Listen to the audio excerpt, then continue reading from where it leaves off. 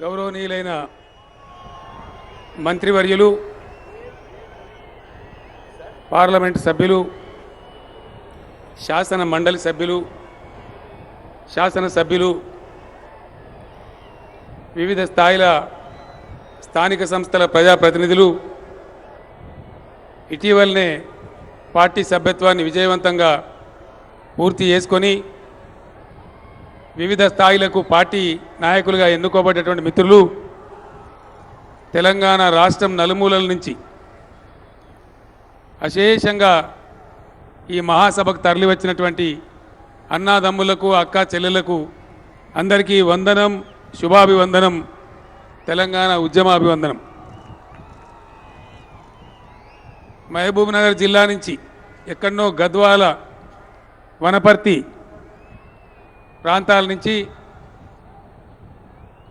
ఎంపీలు, మంత్రులు జితేందర్ రెడ్డి గారు, జూపల్లి కృష్ణారావు గారు, లక్ష్మారెడ్డి గారు, నిరంజన్ రెడ్డి గారు, అక్కడి శాసనసభ్యుల యొక్క నాయకత్వంలో మంచిర్యాల జిల్లా నుంచి, నిర్మల్ జిల్లా నుంచి, తెలంగాణ 31 జిల్లాల నుంచి ఎక్కువనో తక్కువనో కానీ ఎండకు భయపడకుండా దాదాపు 7:30-8 నుంచి 10,000 ట్రాక్టర్లలో ఈ సభకు తరలివచ్చినటువంటి నా రైతు మిత్రులందరికీ, కార్యకర్తలకు, నాయకులందరికీ నేను శిరస్సు వంచి పాదాభివందనం చేస్తూ ఉన్నాను. సైకిళ్ళ మీద, మోటార్ సైకిళ్ళ మీద ఎండను లెక్క చేయకుండా వచ్చిన మిత్రులందరికీ కూడా నేను నమస్కారాలు తెలియజేస్తూ ఉన్నాను. ఓరుగల్లు, పోరుగల్లు నిజమే కదా. ఇదే గ్రౌండ్లో అనేక సందర్భాల్లో, ఉద్యమ సందర్భాల్లో మాట్లాడుకున్నాం. కానీ కొంచెం బాధగా ఉంది, దుఃఖంగా ఉంది.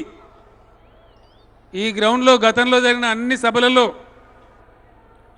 ప్రొఫెసర్ జయశంకర్ గారు ముందు మాట్లాడి ఆ తర్వాత నేను మాట్లాడేవాడిని. దురదృష్టం వారు మన మధ్య లేరు.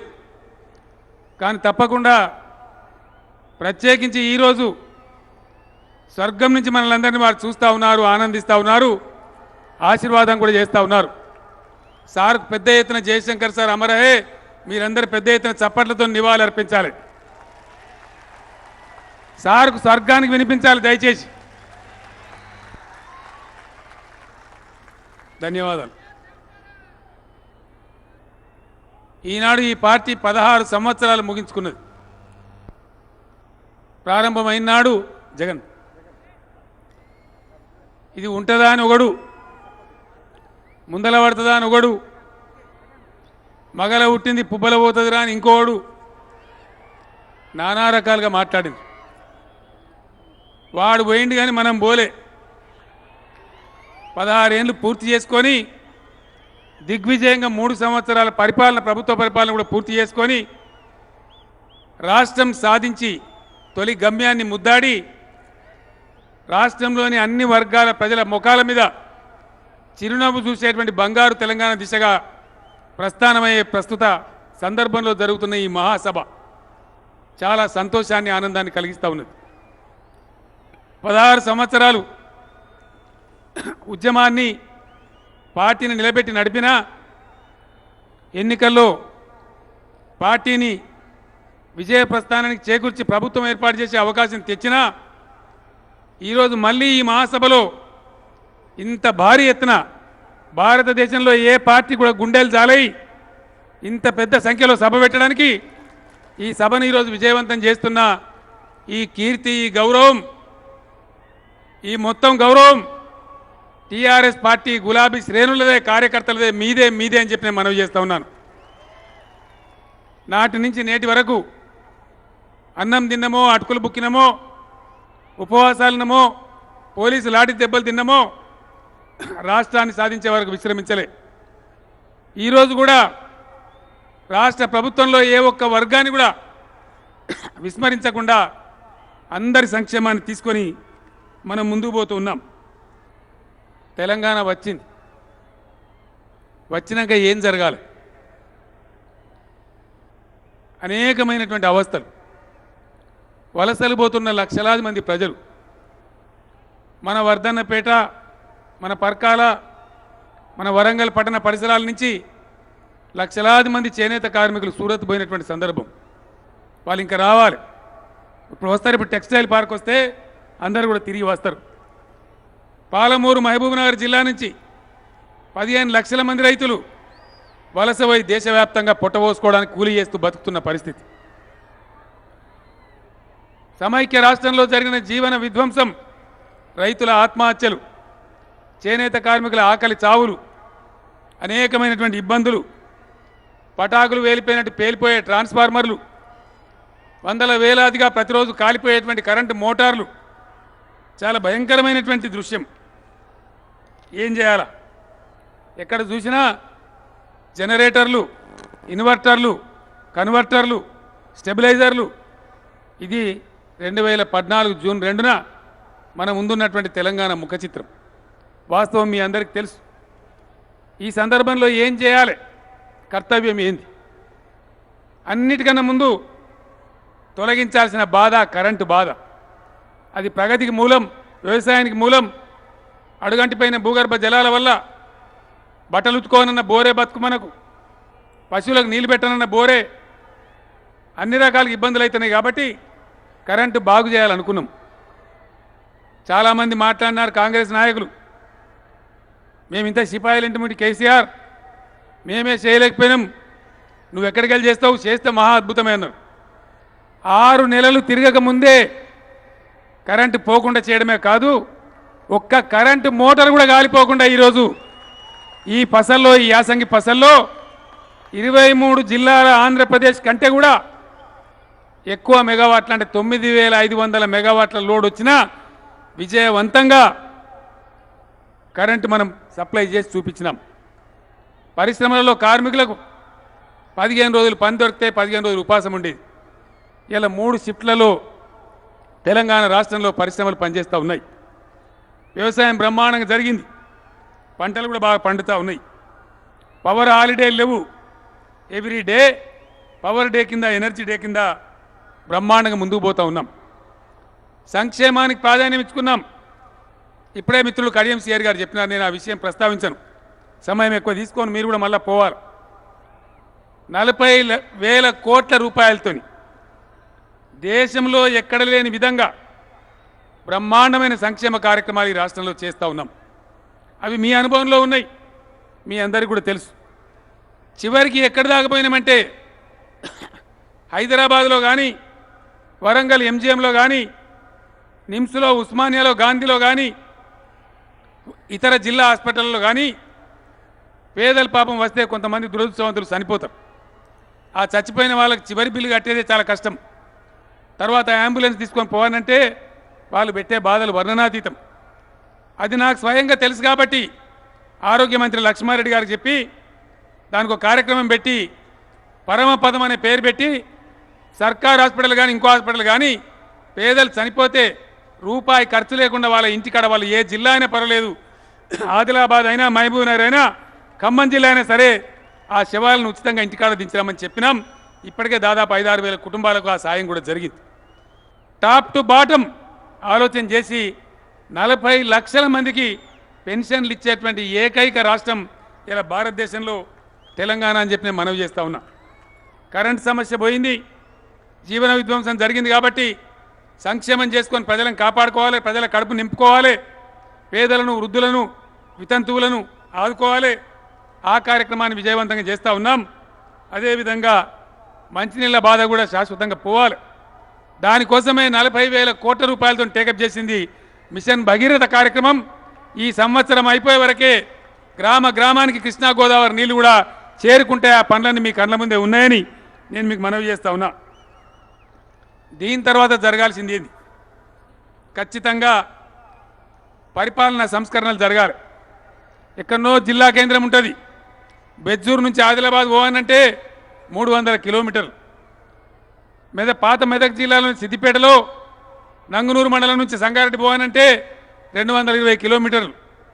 మహబూబ్ నగర్లో అచ్చంపేట నుంచి మహబూబ్ నగర్ రావాలంటే అనేకమైన దూరం, అనేకమైన ప్రయాస. ఇది పోవాలంటే పాలనా సంస్కరణలు జరగాలి, కొత్త జిల్లాలు రావాలి, కొత్త రెవెన్యూ డివిజన్లు రావాలి, కొత్త మండలాలు రావాలని చెప్పి ఆలోచన చేసి 10గా ఉన్న జిల్లాల సంఖ్యను 31కి చాలా విజయవంతంగా పెంచిన విషయం కూడా మీ అందరి ముందు కూడా ఉంది. కొత్త మండలాలు కూడా 125 ఏర్పాటు చేసుకున్నాం. రెవెన్యూ డివిజన్ల సంఖ్య 60 పైచీలకు పెరిగిపోయింది. ఆ రకంగా పరిపాలన సంస్కరణలు కూడా దేశంలో ఏ రాష్ట్రంలో జరగని విధంగా విజయవంతంగా చేసిన విషయం మీ అందరికీ కూడా తెలుసు. దీని తదనంతరం గ్రామీణ ఆర్థిక వ్యవస్థ బాగుపడాలి. 160% ప్రజలు గ్రామాలలోనే బతుకుతా ఉన్నాం. వ్యవసాయదారులుగా రైతులుగా బతుకుతా ఉన్నాం. వృత్తి పని వాళ్ళుగా బతుకుతా ఉన్నాం. గ్రామీణ ఆర్థిక వ్యవస్థ పటిష్టం కావాలంటే గత 70 సంవత్సరాలు పాలన చేసిన కాంగ్రెస్ తెలుగుదేశం ప్రభుత్వాలు పని చేయలే. మొన్న మేము మాట్లాడుతూ ఉంటే కడియం సిఆర్ గారు కూడా లేచి కోపానికి వచ్చినారు అసెంబ్లీలో. నేను సందర్భం మాట్లాడుతూ ఉంటే కాంగ్రెస్ నాయకులను మమ్మల్ని హేళన చేస్తూ ఉన్నారు. గొర్రె పిల్లలు శాప పిల్లలు అని మాట్లాడుతూ ఉన్నారు. అవసరం లేదా సోదరులారా? నేను ఒక మాట మనవి చేస్తా ఉన్నా. 30 లక్షల మంది యాదవ సోదరులు, గొల్ల కుర్మ సోదరులు ఉండే ఈ రాష్ట్రంలో ప్రతిరోజు 650 లారీల గొర్రెలు మనం దిగుమతి చేసుకుంటా ఉన్నాం. ఒక హైదరాబాద్ నగరానికే 350 లారీల గొర్రెలు దిగుమతి అవుతా ఉన్నాయి. మన సింగరేణి ఏరియా కావచ్చు, మన ఇతర పట్టణాలు కావచ్చు, మరో 300 లారీల గొర్రెలు వస్తూ ఉన్నాయి. ఇది మెడకాయ మీద తలకాయ ఉన్న ప్రభుత్వం దీన్ని ఆలోచించకుండా ఉండే ప్రభుత్వమేనా? ఎందుకు చేయలేదని చెప్పి నేను అడుగుతా ఉన్నా. ఎందుకు ఆలోచించలేదని నేను అడుగుతా ఉన్నా.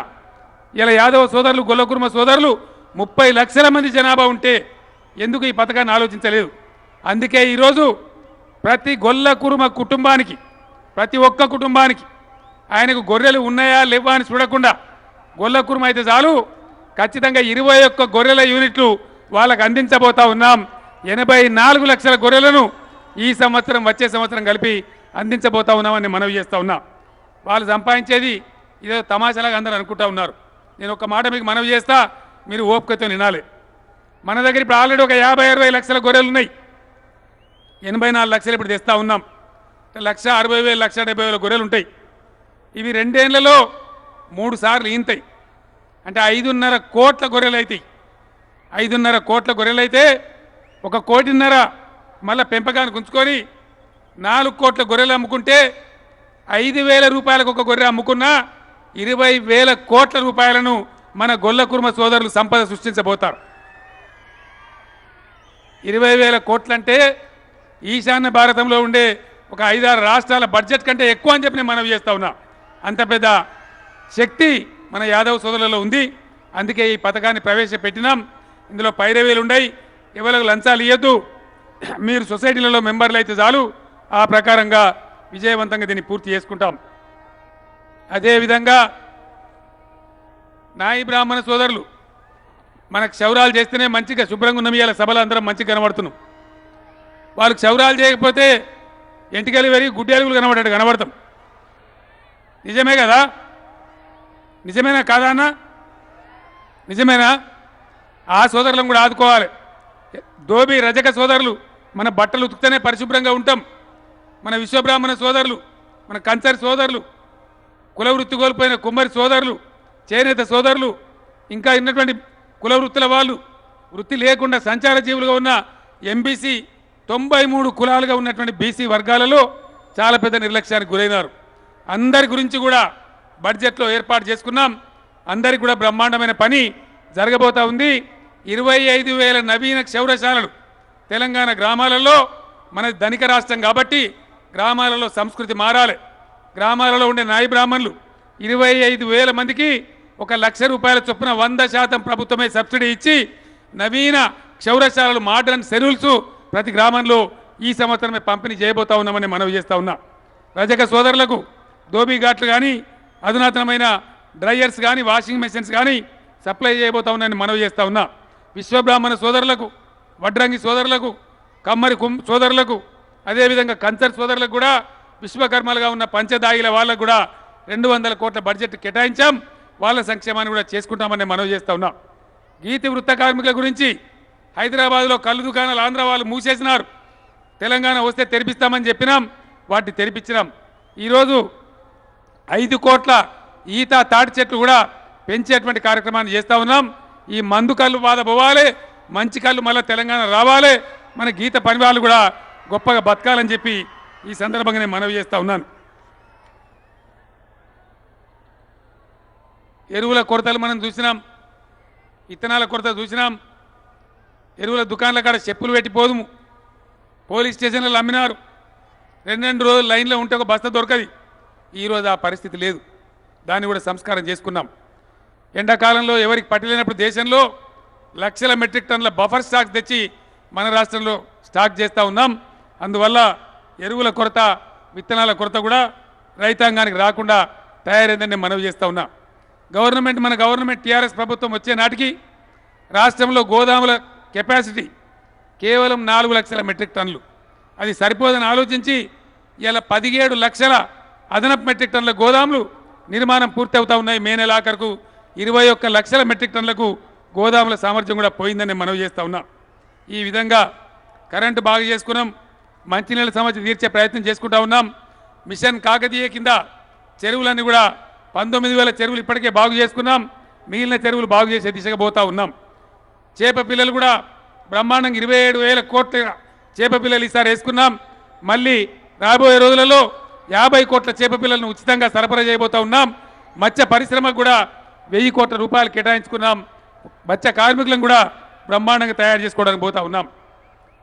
వీటన్నిటితో పాటు గ్రామీణ ఆర్థిక వ్యవస్థ బ్రహ్మాండంగా ముందుకు రావాలంటే రైతులు బాగుపడాలి. మీ అందరికీ తెలుసు, ఇండియాలో ఏ రాష్ట్రం చేయని విధంగా 17,000 కోట్ల రూపాయలు రైతుల రుణాలను మొన్న చివరి కిస్తుతోని మాఫీ చేయడం పూర్తయింది విజయవంతంగా చెప్పి నేను మనవి చేస్తూ ఉన్నా. దాని తదనంతరం రైతుల గురించి గవర్నమెంట్ వచ్చిన తర్వాత ముఖ్యమంత్రిగా మొదటి శాసనసభ సమావేశంలో ప్రసంగం చేసిన రోజున నేను చెప్పడం జరిగింది, రైతాంగాన్ని తెలంగాణలోనే ధనిక రైతాంగాన్ని తెలంగాణలో ఉండేటట్టు తయారు చేస్తాం, తెలంగాణ వ్యవసాయ భూమి క్రాప్ కాలనీస్ కింద విభజిస్తామని మనవి చేయడం జరిగింది. కెమెరా మిత్రునికి మనవి, మీరు దయచేసి కెమెరా దింపద్దండి, వాళ్ళు మీ కెమెరా చూసి అరుస్తూ ఉన్నారు. సభలో చాలామంది రైతులు ఉన్నారు, అరుపులు బంద్ చేయాలి కొద్దిసేపు. సభ అయిపోయిన తర్వాత కేరింతలు గట్టి కొడదాం, గజం గజం దుంకుదాం. కానీ నేను చెప్పే మాట రైతులకు చాలా ముఖ్యమైన విషయం కాబట్టి అందరూ కూడా ఒక 5 నిమిషాలు నిశ్శబ్దంగా వినాలని చెప్పి నేను కోరుతా ఉన్నా. కెమెరా ఆయన కూడా డిస్టర్బ్ చేయదని నేను కోరుతా ఉన్నా. ఈరోజు దేశంలో ఎక్కడ లేని విధంగా మంచి కార్యక్రమాన్ని మనం తీసుకున్నాం. ఈ కార్యక్రమం విజయవంతం కావాలంటే ఖచ్చితంగా రైతులం కాబట్టి, నిజాయితీ గల వాళ్ళం కాబట్టి మన కార్యక్రమానికి మనమే కాపలాదారులుగా ఉండాలి. చెత్త కుండీలలో ప్లాస్టిక్ ముక్కలు, ఇనుప ముక్కలు ఏరుకొని అమ్ముకుంటోళ్ళకు కూడా సంఘం ఉన్నది, కానీ రైతులకు సంఘం లేదు. ఎవడైనా సరే వాడు తయారు చేసిన దానికి వాడే ధర చెప్తాడు. మట్టి విసికి, బురద విసికి, ఆరుగాలం కష్టం చేసి అప్పులు తెచ్చి పంట పండిస్తే మన పంటకు మాత్రం మనం ధర చెప్పే పరిస్థితి లేదు. నిజమేనా ఈ మాట? నిజమేనా కాదే? నిజమైనటువంటి వాళ్ళు చేయలేవట్లేదు, చేయి మిన్నులకు నిజం కాదు అయింది. మనం పండించే పంటకు మనం ధర చెప్పే పరిస్థితి లేదు. ఆ పరిస్థితి రావాలి, వచ్చి తీరాలి. వస్తుందా రాదా? మనమందరం పిడికిలెత్తితే, మనందరం పట్టుబడితే వస్తుంది. మీ వెంట కేసీఆర్ ఉంటాడు, మొత్తం రైతులను ఆర్గనైజ్ చేస్తాడు. వస్తుందా ఇప్పుడు గ్యారంటీగా? కేసీఆర్ మీ వెంట ఉంటే వస్తుందా? వస్తుందంటే వాళ్ళు చేతులు లేవట్టుర్రి. కెమెరాని గడు చూపెట్టవా? రావానంటే వట్టిగా రాదు, పట్టుబట్టాలి, జట్టు కట్టాలి. తెలంగాణ రైతు బిడ్డలు అనేకమైన సమ్మెలు చేసి ఢిల్లీ మెడలు వంచి తెలంగాణ రాష్ట్రాన్ని సాధించుకున్న జాతి మనది. ఇవాళ మనం అందరం అనుకుంటే బంగారంలాగా రైతులందరూ కూడా కాలు మీద కాలేసుకొని రందిలేని వ్యవసాయం చేసి డబ్బులు సంపాదించే పరిస్థితి వస్తుంది. రావడం కోసం రైతు బిడ్డగా, మీ కొడుకుగా, మీ బిడ్డగా నేను ఒక పని చేసి పెట్టిన. మీకు చినుకు పడుతుందంటే రంది బ్యాంకోన్ చుట్టూ తిరగాలి, సావుకారు చుట్టూ తిరగాలి. ఆ బాధ లేకుండా ఎకరానికి 4,000 రూపాయల చొప్పున 2 పంటలకు కూడా మీకు వ్యవసాయ పెట్టుబడి ఇవ్వడానికి నిర్ణయం తీసుకొని ప్రకటించిన విషయం మీ అందరికీ కూడా తెలుసు. 2 పంటలకు ఇవ్వడం జరుగుతుంది. మొదటి పంటకు మే 15 లోపల మీ బ్యాంక్ అకౌంట్లలోనే డబ్బులు జమ చేయడం జరుగుతుంది. సరిపోతుందా? మే 15 కరెక్ట్గా రోహిణి కార్తీ లోపు, తొలకరి లోపు రోహిణి కార్తీ మొదటి వాహనం పడే ముందు 4,000 రూపాయలు మీకు ఎన్ని ఎకరాలు ఉంటే అన్ని ఎకరాలు మీ ఖాతాలో జమ చేయడం జరుగుతుంది. అదేవిధంగా రెండవ పంటకు దసరా పండుగ సందర్భంలో యాసంగికి ముందు అక్టోబర్ 15 లోపు మళ్ళీ 4,000 రూపాయలు మళ్ళీ మీకు ఎన్ని ఎకరాలు ఉంటే అన్ని ఎకరాలకు మళ్ళీ జమ చేయడం జరుగుతుంది. కరెంటు ఫ్రీగానే ఇస్తారు, నీళ్లు ఫ్రీగానే ఇస్తారు, పెట్టుబడికి బాధ లేదు, పెట్టుబడి ప్రభుత్వమే ఇస్తుంది, 2 పంటలకు కూడా ఇస్తుంది. 4,000 రూపాయలు నేను కూడా కాపోని, నాకు కూడా వ్యవసాయం ఉంది.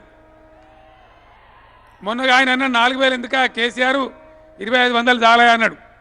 ఎరువు బస్తాలు అన్నావు కదా, 2,500 జాలిపోతాయి కదా నేను చెప్పిన, నాకు తెలుసు 2,300కే 2 DAP బస్తాలు 3 యూరియా బస్తాలు వస్తాయి. మరి ఇత్తనం ఎవడు కొనియాలి, పురుగుల మంది ఎవడు ఇవ్వాలి, మరి ఒక ఎకరానికి కొంత కూలి కూడా మొదటి కూలని ఎవరు ఇవ్వాలి. అందుకే 4,000 పెట్టినాం. కాబట్టి 2,500కు యూరియా బస్తాలు DAP బస్తాలు వచ్చినా మిగతా 1,500 రూపాయలతోని ఇత్తనం కొనుక్కోవాలి, ఒక ఎకరానికి పురుగు మందు కొనుక్కోవాలి, మొదటి విడత కూలీ కూడా దానిలో నుంచే ఎలా తీసుకోవాలి. అందుకే పెట్టుబడికి మీరు ఇంకో దిక్కు పోకుండా ఎకరానికి 4,000 నిర్ణయం చేయడం జరిగింది. ఆ డబ్బులు మీకు వస్తాయి, రావాలి. ఎట్లా రావాలి? మనం అమ్మే పంటకు ధర రావాలి. ఎట్లా రావాలి? దాని సూత్రం అంతా నేను కనిపెట్టిన. రైతులు ఇంతకుముందు ఉన్నట్టు అనార్గనైజ్డ్గా ఉండద్దు, రైతులు ఆర్గనైజ్ కావాలి.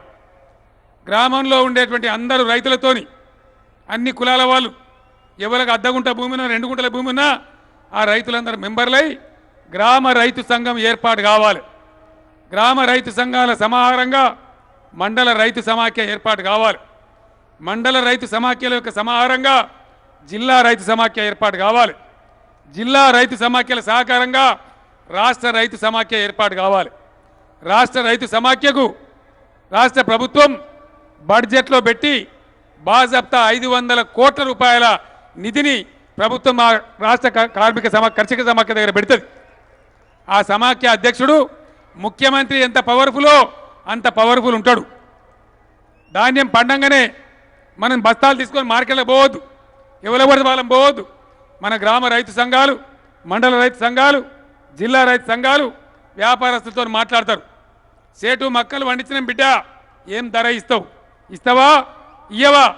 ఈ ధర ఇవ్వకపోతే మేమే రైతులకు పర్మిట్లు ఇస్తాం, దేశంలో ఎక్కడ ధర ఉంటే అక్కడ రాష్ట్ర రైతు సమాఖ్య ఆధ్వర్యంలో అమ్ముకుంటాం, కానీ మీకు మాత్రం ఇయ్యమనే పద్ధతికి మనం ఎదగాలి. చేద్దామా ఈ పని? చేయవలసిందేనా? వడ్లు పండుతాయి, వాళ్ళు వ్యాపారస్తులు దళారీలు టెలిఫోన్లు దింపుకుంటారు, ఎవడు పోయినా గదే రేటు పెడతారు. ఒకటైనా మీటర్ గుచ్చి దీనిలో తేమ శాతం కింద ఉంటుంది అంటాడు. మీటర్లు ఇప్పుడు వాళ్ళ దగ్గర ఉన్నాయి, మీటర్లు రైతు సంఘాల దగ్గర ఉంటాయి. రైతు సంఘం చెప్తుంది ఎంత తేమ ఉన్నది ఎంత లేదనే మాట. ఆ రకమైన పవర్ కూడా మన రైతాంగానికి రావాలి. అట్లయితే మినిమం సపోర్ట్ ప్రైస్ అంటే పండించిన పంటకు ధర అనేది మనము రాబట్టుకోగలుగుతాం, బ్రహ్మాండంగా ఆర్థికంగా అభివృద్ధి చెందగలుగుతాం. ఇవన్నీ ఏర్పాటు చేయాలంటే నీళ్లు రావాలి. వ్యవసాయానికి నీళ్ల కోసం ప్రయత్నాలు జరుగుతున్నాయి.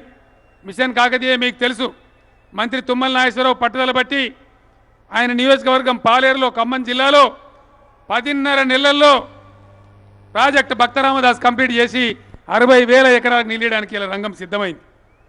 కాంగ్రెస్ ఇతర పార్టీలకు గుండెలు ఎదిరిపోయినాయి. వాళ్ళు ఇదే స్పీడ్లో కనుక కేసీఆర్ కాళేశ్వరం పూర్తి చేస్తే ఉత్తర తెలంగాణ సస్యశ్యామలం అవుతుంది. ఇదే స్పీడ్తో కేసీఆర్ పాలమూరు ఎత్తిపోతల పథకం కంప్లీట్ చేస్తే మహబూబ్నగర్ జిల్లా, రంగారెడ్డి జిల్లా మొత్తం సస్యశ్యామలం అవుతుంది. ఇంకా మాకెవడు ఓటేస్తాడు, రాజకీయంగా మాకు బతికేదని ఈరోజు వీళ్ళు దాన్ని అడ్డుకునే ప్రయత్నం చేస్తూ ఉన్నారు, స్టేజ్ తెచ్చే ప్రయత్నం చేస్తూ ఉన్నారు, విపరీతమైన గ్రీన్ ట్రిబ్యునల్కి పోతూ ఉన్నారు, నీళ్ళు రాకుండా అడ్డం చేసి ప్రజలకు ద్రోహం చేస్తూ ఉన్నారు. నేను ఒక్కటే మాట మీతో మనవి చేస్తూ ఉన్నా, ప్రభుత్వం ఒకటో అరనో క్లియరెన్స్ రాకుండా ప్రాజెక్ట్ తొందరగా కడతామని ఆదుర్దతో కట్టచ్చు.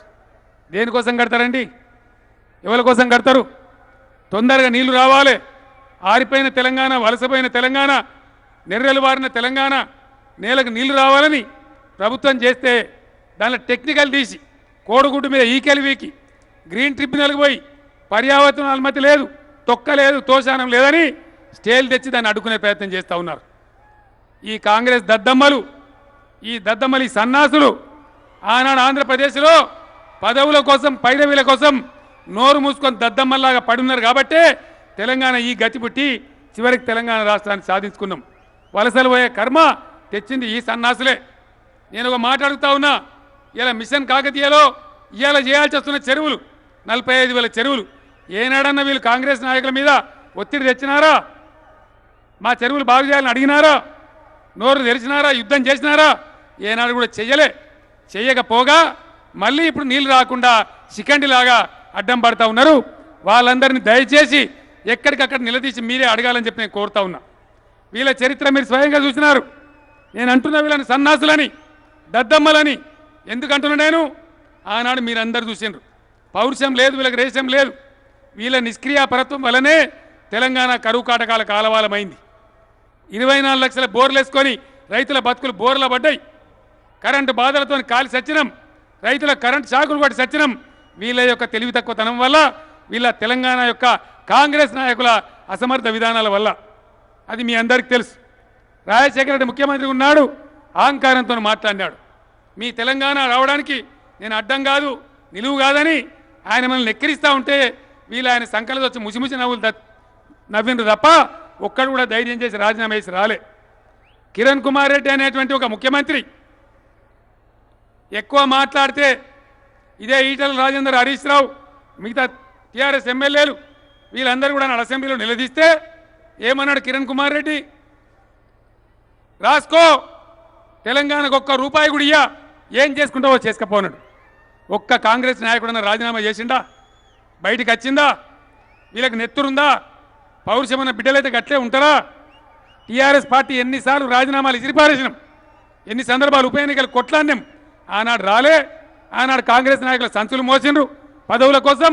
మళ్ళీ ఇలా ప్రాజెక్టులు కడదామంటే స్టేలు తెచ్చి అడ్డుకుంటా ఉన్నారు. దయచేసి ఎక్కడికక్కడ తెలంగాణ ప్రజానికం ఈ నాయకులను నిలదీసి అడగాలి. ఎందుకు స్టే చేస్తున్నారు?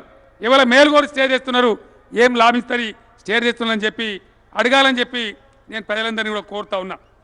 ఈరోజు ఒకటే మాట మీకు ఇస్తా ఉన్నా, మీ ఆశీర్వచనం, మీ దీవెన ఉన్నంత కాలం, మీ సపోర్ట్ ఉన్నంత కాలం, ప్రాణం పోయినా సరే ఖచ్చితంగా అభివృద్ధిని ఆగనివ్వను. ఎన్ని బాధలు పడినా సరే ఖచ్చితంగా దాన్ని సాధిస్తామని మనవి చేస్తూ ఉన్నా. గవర్నమెంట్ వచ్చిన కాడి నుంచి ఏ ఎన్నికకు పోయినా బ్రహ్మాండమైన విజయం మీరు గెలిపిస్తూ ఉన్నారు. లోకల్ బాడీ ఎలక్షన్ కావచ్చు, అసెంబ్లీ ఉప ఎన్నిక కావచ్చు. ఇక్కడ పసునూరు దయాకర్ను ఇదే వరంగల్లో పార్లమెంట్ ఉప ఎన్నికల్లో 4,60,000 మెజార్టీ ఇచ్చి కావచ్చు, చరిత్రలో ఎప్పుడు లేని విజయాలు మీరు ఇస్తూ ఉన్నారు. అవి చూసి కళ్ళు బయలు తిరిగి ఇక మా గతి లేదేమనుకున్న వాళ్ళు రకరకాల కథలు చేస్తూ ఉన్నారు. సిపిఐ నాయకుడు ఆయన నారాయణ అని హైదరాబాద్ ఎన్నిక జరుగుతుంటే టీఆర్ఎస్ గిట్ట గెలిస్తే నా చెవు కోసుకుంటానన్నాడు. నేను చెప్పిన నారాయణ ఓట్లు లెక్క పెట్టినాడు, హైదరాబాద్లో ఉండకు, చెవు పోతుంది నీదని చెప్పిన. నేను ఒంటి చెవు నారాయణ చూసి నాకు ఇష్టం లేదని చెప్పిన. ఓడు చెవు కోసుకుంటా అంటాడు, ఓడు గడ్డం పెంచుతా అంటాడు, ఇంకోటి మాట్లాడతాడు. 2019లో మళ్ళీ మనమే ఒకసారి బ్రహ్మాండంగా గెలిచిన తర్వాత ఎవడెవడు ఏమేమి కోసుకుంటాడో ఆ రోజు చూద్దాం, ఆ రోజు మాట్లాడమని మనవి చేస్తూ ఉన్నాను. ఈరోజు ఈ సభను బ్రహ్మాండంగా ఇంత ఎండ ఉన్నా, ఇంత టెంపరేచర్ ఉన్నా కూడా మీరందరూ కూడా అనేకమైనటువంటి ప్రయాస కోర్చి ఇంత పెద్ద సభ జరగడానికి భారతదేశంలోనే ఈ ఎన్నికల తర్వాత ఏ పార్టీ కూడా జరపలేదు. ఇలా టీఆర్ఎస్ పార్టీ కూడా పిడికెడు మందితో ప్రారంభమైన పార్టీ 75 లక్షల సభ్యత్వం సంతరించుకొని భారతదేశంలోనే ఒక మంచి రాజకీయ ఫోర్స్గా తయారైంది. మనమందరం కూడా ప్రజల మధ్య ఉండి సంక్షేమ కార్యక్రమాలు, అభివృద్ధి కార్యక్రమాలు ప్రజలకు అందించి మీ యొక్క నాయకుల నాయకత్వంలో బ్రహ్మాండమైన పేరు తెచ్చుకోవాలి. 2019లో కూడా బ్రహ్మాండమైన విజయం సాధించి ముందుకు పోయి ఈ రాష్ట్రాన్ని మనం కోరుకున్న రాష్ట్రం చేయాలని చెప్పి నా చివరి రక్తం పొట్టు వరకు కూడా మడమ తిప్పకుండా ఎవరి మీదైనా సరే తెలంగాణ వ్యతిరేక శక్తుల మీద పోరాటం చేసి బంగారు తెలంగాణ చేసే వరకు విశ్రమించనని మరొక్కసారి తెలంగాణ ప్రజల సేవకు పునరంకితం అవుతూ నేను సెలవు తీసుకుంటా ఉన్నాను. జై తెలంగాణ, జై తెలంగాణ. స్టేజ్ మీద ఉన్న వాళ్ళు అంటలేరా? జై తెలంగాణ. జై తెలంగాణ. ఈ సభను స్థానిక మంత్రి కడియం సిఆర్ గారు, చందులాల్ గారు, స్థానిక శాసనసభ్యులు, పార్లమెంట్ సభ్యులు, వారితో పాటు ఇరిగేషన్ మినిస్టర్ హరీష్ రావు గారు గత వారం రోజులుగా ఇక్కడనే మకాం వేసి అనేక కమిటీలు వేసుకొని బ్రహ్మాండమైన అలంకారంతో చాలా డిసిప్లిన్గా ఎవరికి ఎటువంటి ఇబ్బంది లేకుండా నిర్వహించారు.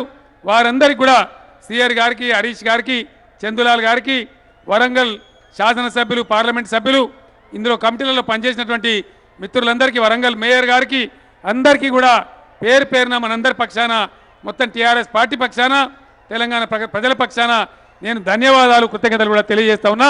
జై తెలంగాణ. టపకాయలు ఇప్పుడు కాల్చరా బాబు.